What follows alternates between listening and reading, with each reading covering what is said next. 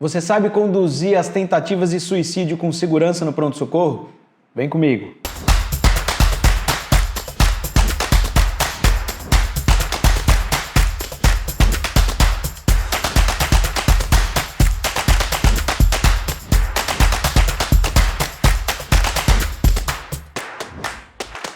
Plantoneiros, bem-vindos a mais um vídeo. O assunto de hoje, o suicídio. Antes de começar, aqueles dois recados. O primeiro de sempre checar a rotina do seu serviço e o segundo de nunca deixar de falar com um especialista se tiver dúvida ou julgar necessário. E nesse tipo de paciente aqui, nesse tipo de caso, você tem que falar com um especialista, tá bom?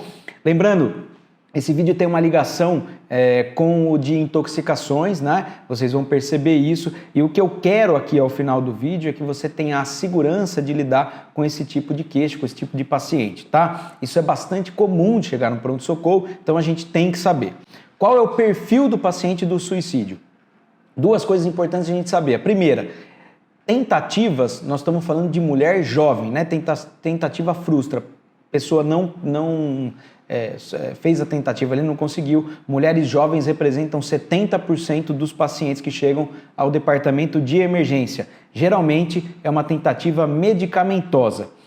Já em caso de mortes, né, a pessoa levou aquilo às vias de fato mesmo, conseguiu, homens jovens, 79%, e aí a causa muda. Geralmente é uma morte mais violenta, por arma de fogo, enforcamento ou pulando de grandes alturas. Então é uma diferença importante, a gente tem que saber isso para lidar com o paciente na sala de emergência.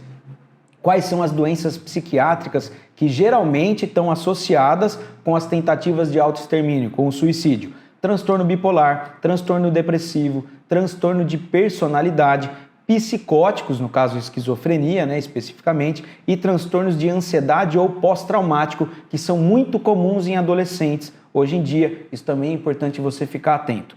O que é importante eu checar, o que é fundamental eu checar nesse tipo de paciente, seja com o paciente ou com o acompanhante. Muitas vezes você vai ter que tirar a história do acompanhante, né? Duas coisas importantíssimas: tentativas prévias e internações prévias. Se o paciente já ficou internado por conta de uma tentativa de autoextermínio, isso aumenta em 10 vezes o risco dela retornar à sala de emergência. Então é fundamental você entender essas duas coisas: internação prévia, né, e tentativa prévia. Beleza? O que eu preciso decidir ali no pronto-socorro? Primeiro, o paciente é de alto risco? Segundo, é um paciente que eu vou precisar internar? E terceiro, eu preciso da avaliação psiquiátrica no pronto-socorro? Bom, como que eu vou saber se o paciente é alto risco? Como é que eu vou fazer para me guiar, né, ali no pronto-socorro? Simples, nós vamos checar o discurso. Então, como que eu checo esse discurso? Primeiro, o pensamento, né? O pensamento de morte. Por exemplo, o paciente te refere: seria melhor eu morrer. No caso da ideação suicida, diferente do pensamento suicida, percebam, a ideação não há mais nada a ser feito, eu preciso me matar. Esse paciente está te dando um sinal, né? Tem uma ideação suicida. Piorou agora, o paciente tem um planejamento suicida, não há mais sentido em viver e eu preciso me enforcar. Ele está te dando o planejamento, ele pretende se matar e ele já sabe como fazer isso. Eu vou me enforcar. Ou o ato suicida. Doutor, não tem mais sentido na vida e eu já comprei inclusive a corda para eu me matar. Além do planejamento, da ideação, ele tem o ato suicida. Ele foi lá e já comprou a corda para se matar. E, obviamente, por fim, é o paciente que está ali na sala de emergência com você, quando ele tem a tentativa de suicídio, né? O paciente chegou para você, ele já tem a tentativa, chegou às vias de fato, tá? Quais são os critérios de internação? E aí fica muito fácil, mas é importantíssimo saber isso, galera. O paciente que teve uma tentativa de autoextermínio, você tem que decidir se você vai internar ou não. Se o paciente tem ideação e ou planejamento, ponto, você já vai decidir optar, né, pela internação do paciente. Se ele te refere um arrependimento de ter sobrevivido ou não conseguido, isso é muito comum. A última paciente que eu atendi no pronto-socorro, que tentou o suicídio com uso de benzodiazepínico, ela começou a chorar bastante depois que a gente já tinha feito as medidas, né, de intoxicação. Não deixa de curtir o vídeo de intoxicação aí, mas ela estava arrependida não de ter feito aquilo, não de ter ingerido os comprimidos, mas ela estava arrependida de não ter conseguido se matar. Então isso é um sinal de alarme para você, tá? Se a tentativa ou o ato forem violentos, você também tem que considerar a internação, ou se houver um baixo suporte social, tá? Isso é importantíssimo. Em caso de transtornos psicóticos, depressivos ou ansiosos graves, né? E paciente que é masculino acima de 45 anos com pensamento suicida, né? Também entra como critério de internação.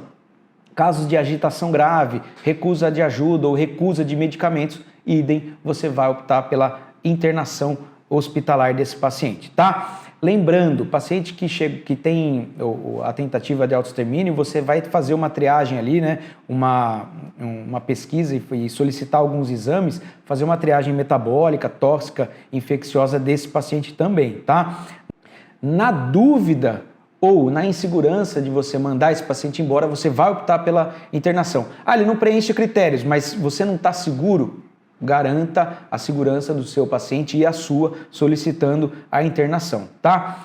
E aí, eu preciso de algum exame para esse paciente no caso da tentativa de suicídio? Sim, se você for optar pela internação do paciente, sim, né? Você vai pedir no mínimo um rastreio infeccioso, então faz um hemograma, vai solicitar função renal e hepática, eletrólitos e um raio-x de tórax. Isso é protocolo da maior parte das instituições que você vai utilizar como referência ali para transferir o paciente. Como que eu vou medicar no pronto-socorro? Se necessário. Se for uma intoxicação, você vai tratar a intoxicação, conforme a gente viu no vídeo de intoxicação.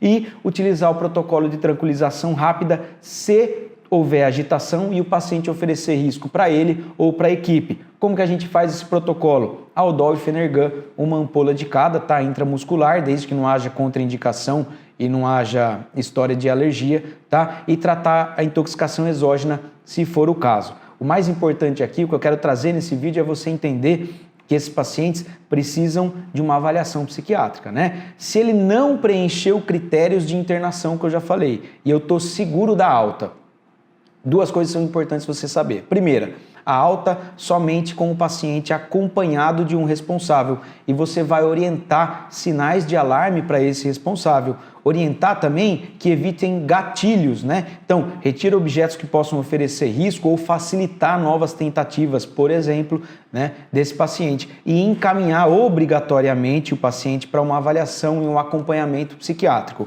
Esse é o paciente que nós vamos dar alta, você precisa encaminhar, beleza? Já no caso do paciente que você preencheu o critério de internação ou está inseguro, você vai fazer contato com a referência e enviar esse paciente para internação psiquiátrica, beleza? Se você gostou desse assunto, não deixe de compartilhar com seus amigos, médicos ou estudantes de medicina, beleza? Valeu, moçada, um abraço.